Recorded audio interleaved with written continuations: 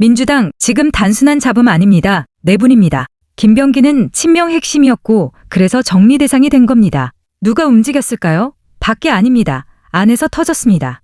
녹취는 내부에서 나왔고 의혹은 한꺼번에 쏟아졌습니다. 친명 대 친청, 정확히 말하면 민주당 내 이재명 직계 실세를 정리하는 신호탄입니다. 메시지는 분명합니다. 대권은 줬다. 하지만 공천과 당권은 넘기지 않는다. 김병기는 시작일 뿐입니다. 민주당의 진짜 싸움은 지금부터 본격화됩니다.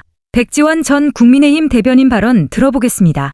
좌익 기득권들이 왜 김병기를 먹잇감으로 우리에게 던져줬는지를 봐야 됩니다. 지금 물어뜯으라고 우리한테 국민의힘에게 김병기를 던져준 건데 그럼 김병기를 던져주는 사이에 우리의 눈을 가린 채로 그들이 뒤에서 뭘 하고 있는지를 봐야 됩니다. 네, 근데 그런 것들을 간과하고 그냥 김병기 물어뜯을 일이 생겨서 좋다라고만 할 수는 없는 거고요.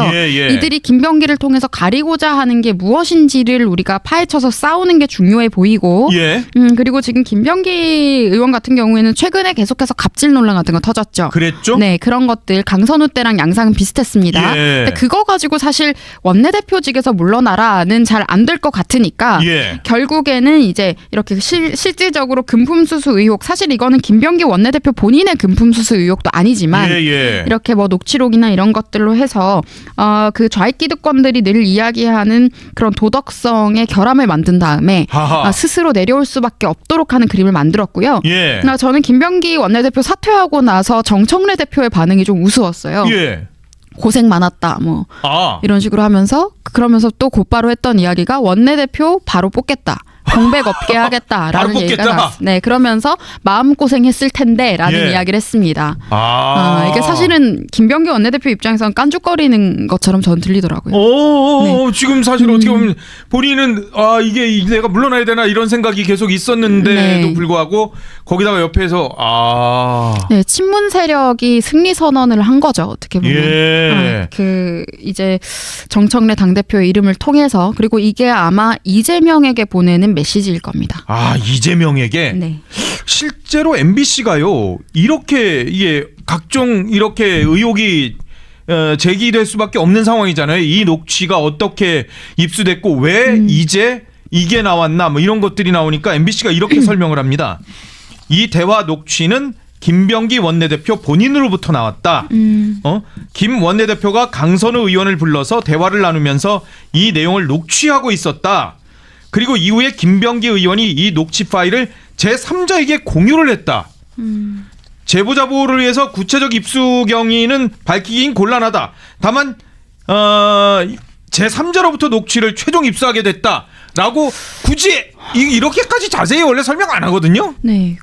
근데 이게 그러면 혹시나 제가 이렇게 함부로 얘기하면 안 되지만은 그냥 추론만 해볼게요. 추론이에요, 이건. 김병기 원내대표실의 직원이 했나? 뭐 그런 생각도 들기도 하고 이게 민주당 보좌진 협의회가 움직이는 거 보면은 지금 우리 그 장경태 옹호했던 것도 그렇고 강선우 의원 이제 장관직 임명 못되게 하려고 했었던 그런 여론전도 그렇고 그래서 조금 그런 부분들에 대한 의심도 생기네요. 그러니까 이게 민주당은 의원들이 보좌진을 믿기가 되게 힘들 것 같아요. 지금 그렇겠죠. 지금 이 상황이. 네, 보니까 연속으로 터지니까. 네, 계속 그런 식으로 움직이고 있고 이 보좌진 협의회나 이렇게 이 덩어리 자체가 친문 세력에 의해서 좌우가 되는 것 같습니다. 이른바 비명 행사라고 해서 사실 의원들은 지난번 총선 때 사실 친문 세력이 굉장히 많이 줄고 이재명계가 절대 다수다라고 평가를 했었는데 또 보좌진은 늘 일하셨던 분들도 함께 가는 경우가 많잖아요. 그렇죠. 아무래도요. 네, 그런 것들을 생각했을 때 이게 참 말씀드렸다시피 이재명 친명 세력이라는 거는 신기루다. 허상이다라는 생각이 듭니다.